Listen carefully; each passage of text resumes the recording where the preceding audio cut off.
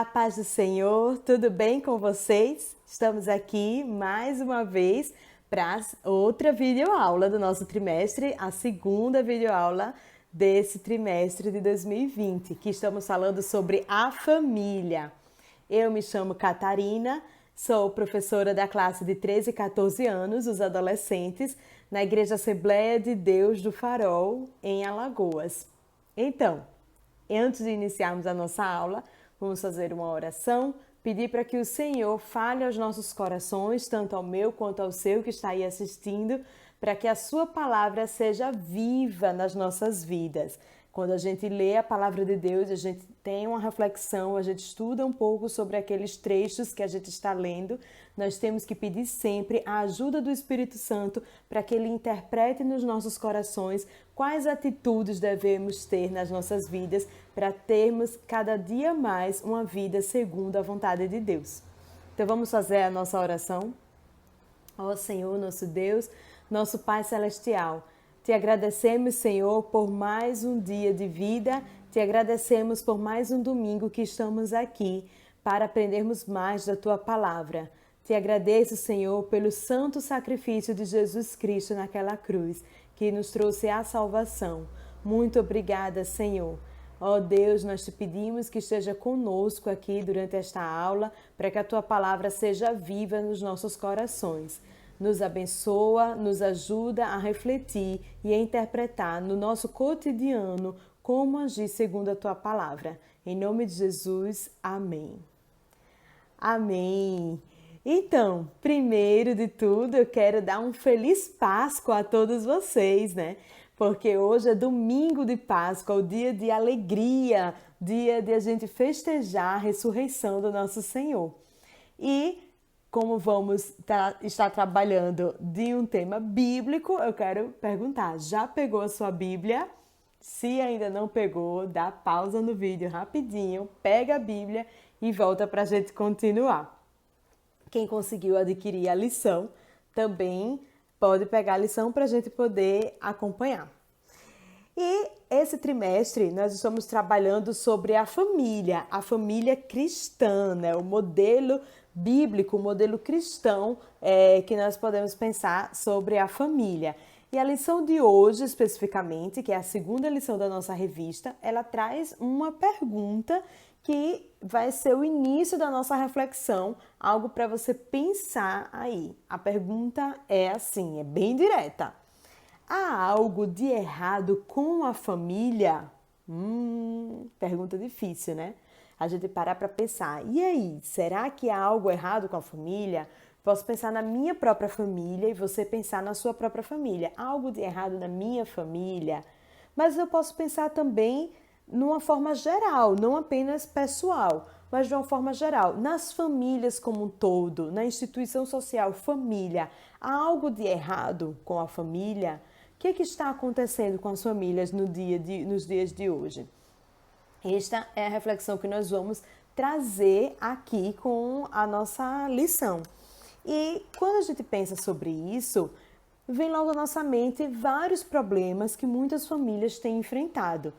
Não que seja algo que seja apenas para a nossa geração, mas que mesmo séculos e milênios atrás, muitas famílias já enfrentaram, mas a gente vai se focar realmente no que vivemos hoje. Então, são diversos tipos de problema. E aí, para a gente poder guiar, eu quero mostrar para vocês duas imagens, que na verdade é uma imagem só, que ela está modificada na segunda vez. Veja só, aqui eu tenho a imagem de uma família, né? Uma família, um modelo padrão, vamos dizer assim. É um modelo básico, né? Não que todas as famílias sejam exatamente assim. Cada família vai ter uma estrutura um pouco diferente, né? Mais personalizada. Tem família que tem só uma criança, tem família que tem 3. Enfim, a minha família, por exemplo, que eu nasci, não era um menino e uma menina, eram 2 meninas. Enfim, um modelo aqui somente para representar basicamente o que seria uma família. E aí eu tenho outra imagem aqui que eu quero mostrar para vocês, essa daqui.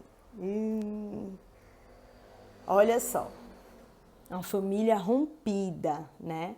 E aí eu quero que a gente faça essa reflexão. O que aconteceu com esta família para ter se tornado esta família. E com este rompimento, esse rasgo aqui, eu não quero que a gente se foque apenas na questão do divórcio, porque quando a gente vê aqui separando o homem e a mulher, a gente pensa logo no divórcio. Não quero que a gente se foque apenas nisso, mas também nisso. Também é um dos problemas que as famílias vêm enfrentando. Mas não é somente essa reflexão.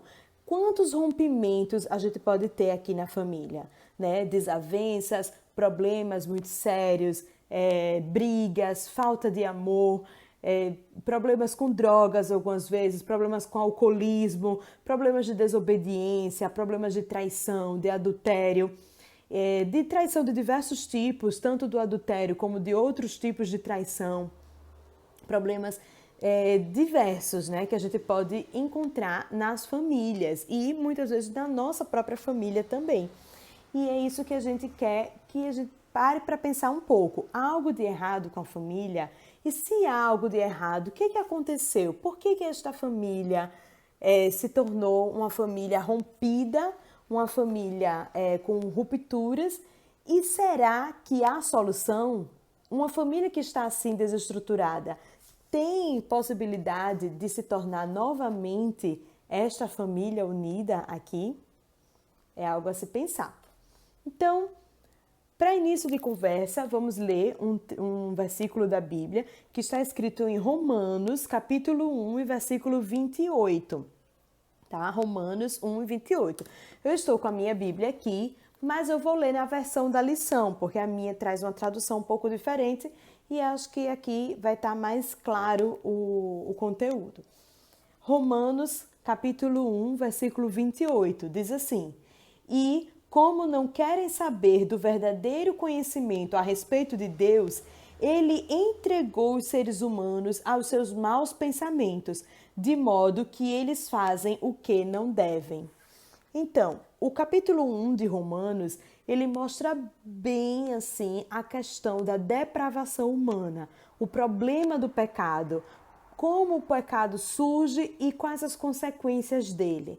Então, é um capítulo que mostra bem a nossa realidade enquanto ser humano, a realidade do pecado.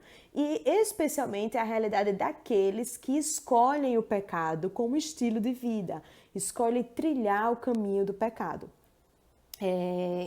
O capítulo 1 de Romanos, ele vem destrinchando bastante essa questão aí. E esse versículo ele vem nos mostrar o quê? Que quanto mais uma pessoa se dedica ao pecado, mais ela vai se afundar cada vez mais naquele pecado. Eu sei que não é muito a nossa realidade, Maceió, Nordeste, né, do Brasil, essa questão de neve, mas existe uma expressão que fala é uma bola de neve, né? Então eu quero que você imagine aí que uma bola de neve, né, nos polos norte ou sul, né, nos extremos, ela algo que começa ali rodando e quanto mais ela vai rodando, mais aquela bola vai crescendo, vai juntando mais neve, vai crescendo, de forma a se tornar algo tão grande que caindo de montanhas pode provocar uma avalanche, né? Pode provocar um desastre ambiental.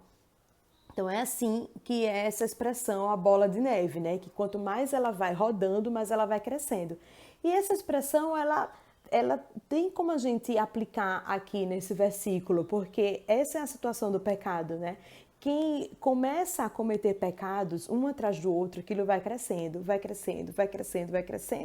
de forma que para parar essa bola de neve, para parar esse ciclo de pecado, é muito difícil, sem a ajuda do Senhor é impossível.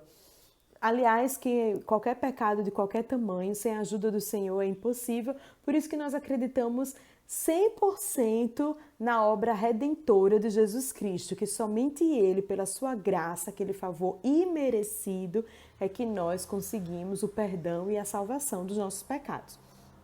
Mas a gente faz essa reflexão que alguém que se dedica, veja só, e como não querem saber do verdadeiro conhecimento a respeito de Deus, ele entregou os seres humanos aos seus maus pensamentos, de modo que eles fazem o que não devem. Então, as pessoas estão entregues cada vez mais ao pecado, né? A se afundar cada vez mais naquele poço sem fundo. Isso é o problema sério do pecado. E quando a gente está falando sobre o pecado, por que que isso tem a ver com a família, com a questão familiar, que é o nosso tema? É porque isso aqui, essa imagem que eu trouxe, isso aqui é fruto do pecado, né? Esse problema aqui, o problema de ruptura de uma família, e mais uma vez eu quero lembrar que não estou aqui falando somente da questão de divórcio, mas estou falando de vários problemas que nós podemos ter dentro da família, isso vem a partir do pecado. E para a gente poder entender que tipo de problema é esse que eu estou falando, eu quero deixar claro que muitas famílias passam por diversos tipos de dificuldades. Eu não quero colocar as dificuldades como o problema do pecado que nós estamos falando aqui. Quando estamos falando de problema, né, desses problemas sérios que é o que estamos citando, estamos falando de problemas que vêm a partir do pecado, que vêm a partir de uma atitude humana de egoísmo, que nós vamos destrinchar mais. Mas existem vários outros tipos de dificuldades que não têm ligação com o pecado. Dificuldades, ligação direta, eu quero dizer. Dificuldades às vezes financeira, que a família pode estar passando, às vezes de doença, de algum problema de saúde na família, às vezes da morte de alguém que era o sustento daquela casa, alguém que fazia com que todo mundo se sentisse bem ali, ou alguém que é muito jovem, que não era, a gente pensa que não era o tempo daquela pessoa ainda ir embora. Vários tipos de dificuldades que as famílias podem passar. E isso não são as questões que eu quero tratar hoje, tá? Eu estou falando de problemas advindos do pecado, problemas como alcoolismo, problemas como adultério, problemas como egoísmo, como falta de amor, como brigas, como xingamentos, como maldições. Queremos falar sobre esse tipo de problema. Então, eu quero separar bem, para ficar bem claro, tá? Que a gente não está falando que toda situação chata, ruim, difícil que a família passe é especificamente isso. Por que a gente quer fazer essa separação, essa distinção? Porque muitas vezes, quando uma família passa por dificuldades, por exemplo, uma doença ou o nascimento de alguém com necessidades especiais ou um problema financeiro, etc., a família, ao invés de ter essa ruptura, pelo contrário, vive uma experiência de união, de mais amor, de cooperação. Então, quando nós falamos da família, né, como está hoje, esse algo de errado da família, é justamente porque as famílias estão cada vez mais fragmentadas, ainda que elas não estejam vivendo em casas separadas, mas está fragmentada dentro da própria casa. Estão fragmentados, cada um por si, né? Cada um vivendo a sua própria vida, debaixo do mesmo teto, mas sem ter realmente aquela união. Então, falta de respeito, muitas vezes, e que não há honra, né? Um não honra a vida, a existência e a figura, a imagem da outra pessoa, né? Como a Bíblia vem dizendo, por exemplo, honra o teu pai e a tua mãe. Muitas vezes, quantos adolescentes e crianças e jovens, né? Quantos filhos não têm essa honra pelos seus pais? Muitas vezes até os adultos que não têm essa honra pelos idosos que são os seus pais. Então essa falta de respeito muitas vezes, xingamentos, palavras agressivas, palavras maldosas, soberba, né? Por exemplo, às vezes não usam xingamentos, palavras que vão estar de cara ali, que é algo ruim, mas às vezes é uma atitude de olhar, um desprezo, uma forma de se colocar acima do outro, sempre diminuindo aquela outra pessoa e a outra pessoa vai murchando às vezes, porque começa a deprimir, se sente ali oprimida e tal. Então há muita falta de amor, porque o amor não floresce num ambiente assim. O amor, ele precisa ser cultivado, ele precisa ser cuidado, mantido, precisa ser cuidado, né? E aí, se não há esse respeito, não há esse cuidado, o amor, ele vai murchando ao invés de florescer. Então, nós precisamos pensar que a família ela precisa ter uma cooperação entre todos os membros, essa cooperação entre si, de cada membro, uma cooperação de amor, de cuidado pelo outro, né? De realmente dedicação. o amor que se dedica pelo outro. E nós precisamos empregar, colocar, nos dedicar ao amor abundante. E que amor abundante é esse? Um amor sem medidas. É o amor de Deus. Eu fico aí, nem vou ler agora, mas eu deixo aí para vocês refletirem um pouco em 1 Coríntios 13, né, o capítulo do amor. Mas não pensando, tem algumas pessoas que gostam de pensar em 1 Coríntios 13 no amor mais romântico, mas vamos pensar no contexto familiar, nesse amor, né? O contexto familiar de irmão com irmão, de filho com pai, filho com mãe, de marido e mulher também, porque pode entrar esse amor romântico aí, mas com os nossos avós, nas nossas relações familiares, já que esse é o nosso tema da aula de hoje, que a gente possa ter uma reflexão de 1 Coríntios 13, pensando sobre a nossa família. Então eu deixo aí para você fazer depois que acabar essa videoaula. Mas, quando a gente está falando desse amor abundante que nós devemos empregar, nós devemos nos dedicar a eles, a gente precisa pensar mais ou menos como uma plantinha, né? Quando eu disse que o amor não floresce se a gente não estiver cuidando. Então, como que seria essa plantinha?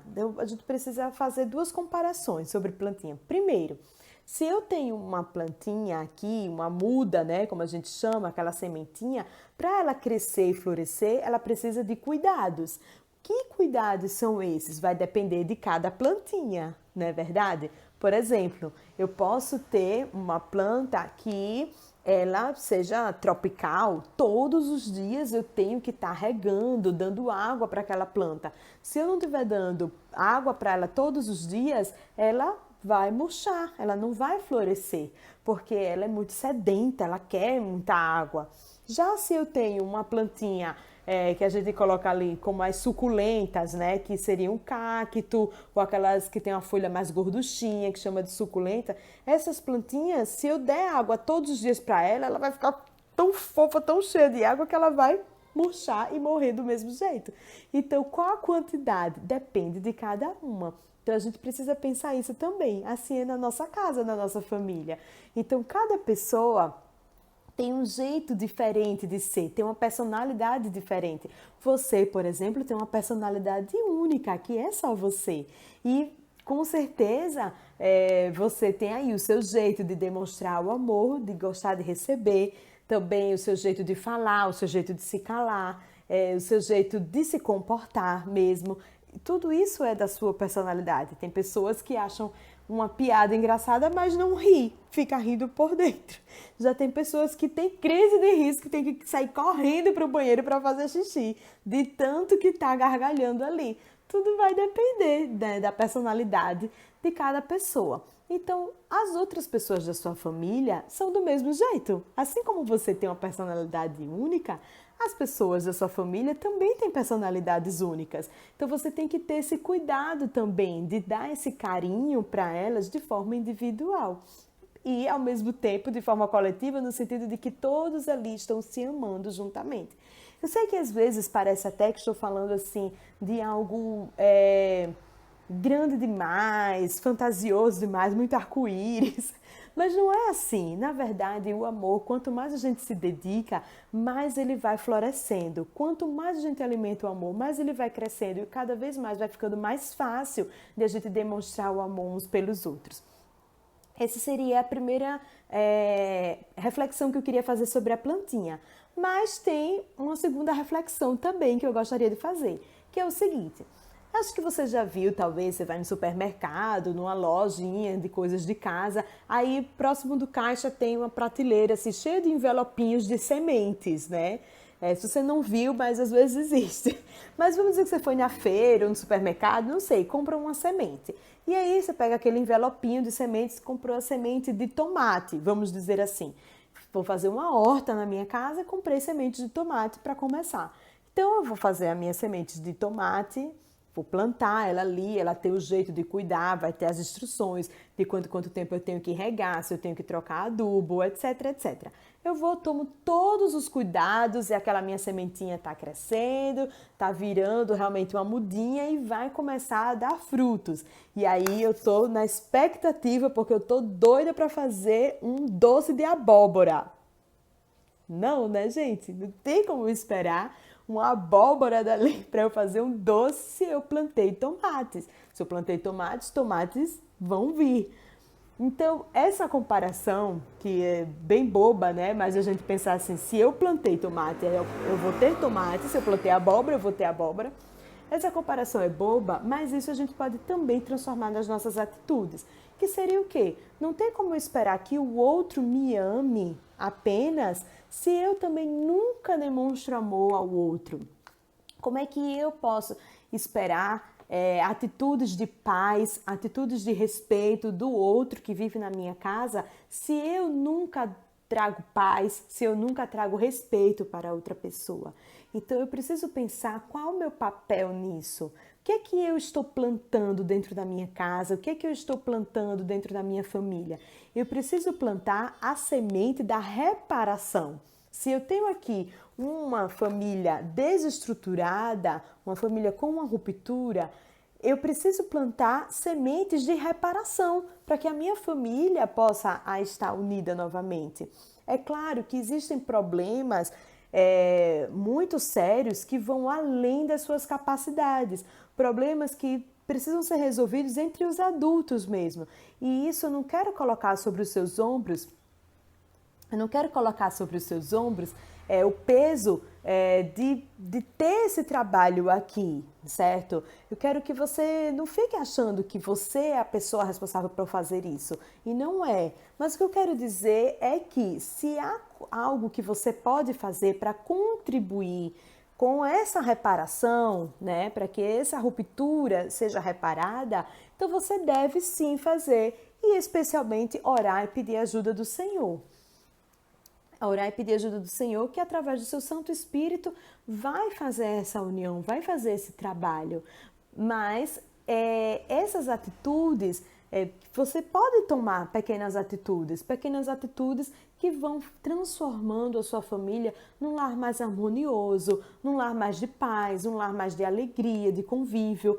Esse período que nós estamos vivendo de afastamento social, de isolamento social, é um período que a família está cada vez mais próxima. E aí pode acontecer duas coisas, né? Ou a família se amar, se unir mais ainda, ou a família brigar e se separar cada vez mais.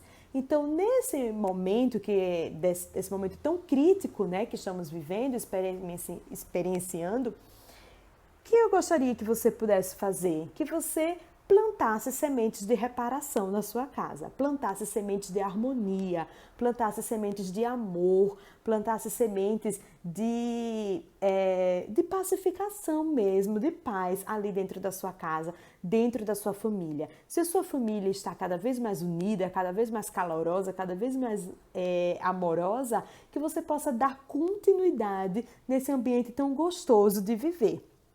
E vamos ler mais um versículo que está em Mateus, no capítulo 15. Mateus, capítulo 15, aqui, e o versículo 19, que diz assim: porque do coração procedem maus desígnios, homicídios, adultérios, prostituição, furtos, falsos testemunhos, blasfêmias, são estas as coisas que contaminam o homem. Então, essa primeira parte que diz assim, do coração procedem maus desígnios. Tem um outro versículo que está em Jeremias, que é muito semelhante a esse, que é Jeremias, capítulo 17, e o versículo 9. Jeremias, capítulo 17, versículo 9, que diz assim: enganoso é o coração, mais do que todas as coisas, e desesperadamente corrupto, quem o conhecerá? Então, esses dois versículos que falam que o primeiro que fala de que o coração, o que sai do coração é o que contamina o ser humano, e o outro de Jeremias que diz que o coração é enganoso. Por que esses versículos nessa temática? Para que a gente pare para pensar que muitas vezes quando a gente está buscando a nossa própria felicidade, buscando o nosso próprio prazer, buscando a nossa própria vontade, a gente está indo muito para o que está no meu coração, o que eu estou sentindo, o que eu quero, o que eu desejo, o meu direito. e estamos indo para um caminho de egoísmo, porque o coração ele é enganoso. Às vezes aquilo que a gente está sentindo tão forte no nosso coração parece que é a coisa mais certa a se fazer. Parece que é a melhor coisa, a melhor decisão é seguir o coração. E nem sempre seguir o coração é a melhor coisa. Na verdade, seguir a palavra de Deus, seguir a Deus é a melhor coisa, mesmo quando o nosso coração não está desejando aquele caminho. Por quê? Porque naquele primeiro momento em que a gente, mas por que que eu vou novamente tentar dar uma segunda, terceira, quarta, quinta chance para alguém que me magoa tanto? Por que que eu vou ser legal com essa pessoa que é tão chata, tão má comigo? Por que que eu, que sou adolescente, é que tenho que tomar alguma atitude se eles que são os adultos não se resolvem? Coisas desse tipo podem vir no nosso coração, mas a gente deve lembrar desses textos que diz que o coração é enganoso. Então a gente não tem como confiar nos nossos próprios sentimentos. O que a gente tem que fazer é confiar no Senhor e no que o Senhor nos diz, que nós podemos ter atitudes realmente de amor. E quanto mais amor, nunca vai ser o suficiente. Quanto mais amor a gente der, mais amor a gente tem que dar, continuar dando. Então, é isso que a gente pode pensar sobre as nossas atitudes, que eu possa ter atitudes positivas, eu possa ter uma postura diferenciada dentro de casa e que essas sementes de reparação, como eu tenho falado, ela vai ser transformada em bênçãos na sua vida. Talvez aquilo que você mais está sonhando em relação à sua família, que você mais está desejando e pedindo a Deus em relação à sua família, talvez não seja exatamente assim que aconteça, porque infelizmente coisas ruins nos acontecem. Infelizmente, o pecado na humanidade e o livre-arbítrio faz com que a gente sofra consequências muito difíceis, muito complicadas.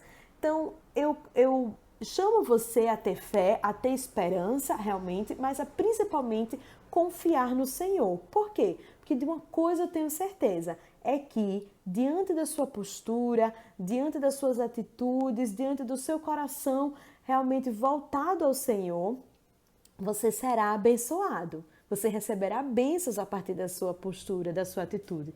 Talvez essa bênção que você vai receber não seja a primeira que você pensou. Então, ainda que você não receba a bênção que você está pedindo naquele primeiro momento, mas um dia você vai receber aquela bênção diante da sua fé, diante da sua esperança no Senhor. E você vai entender que muito disso foi das atitudes que você decidiu tomar em prol do amor, da dedicação ao amor.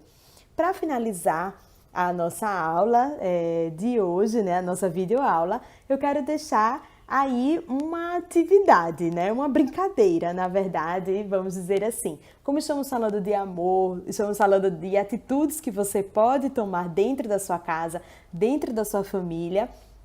Então, eu gostaria de deixar aí uma coisinha para você fazer com os seus parentes, com as pessoas que moram dentro da sua casa, que moram com você. O que acontece? Cada pessoa, ela expressa o amor e ela recebe o amor de uma maneira diferente, através de linguagens diferentes. E uma das linguagens do amor são as palavras de afirmação, são palavras que você realmente vai dizer ou vai colocar ali para alguém. E algumas pessoas se sentem pouco amadas porque não ouvem o quanto elas são especiais, o quanto elas são importantes para você. E eu sei que às vezes é um pouco difícil para algumas pessoas que são mais tímidas, não têm o costume de dizer: mãe, eu amo você, eu amo quando você faz isso por mim, pai, eu amo você, eu amo quando você faz tal coisa, ou para os seus irmãos, a gente briga, a gente brinca, mas eu te amo, você é importante para mim por isso, por aquilo outro. Então eu queria que durante essa semana você encontrasse um jeitinho de dizer para cada pessoa da sua família o quanto você ama aquela pessoa especificamente e os motivos, né? E dizer o quanto ela é especial. Se você não quiser colocar agora essa palavra eu te amo, que eu acho que você deveria colocar, você pode dizer: olha, você é muito importante para mim, você tem feito isso por mim. Se há alguém que você está tendo conflitos dentro de casa, briguinhas, confusão, encontre o que há de bom nessa pessoa, o que há de positivo e tente fazer isso. você pode escolher várias formas de colocar essa palavra de afirmação. Você pode falar mesmo, assim, cara a cara.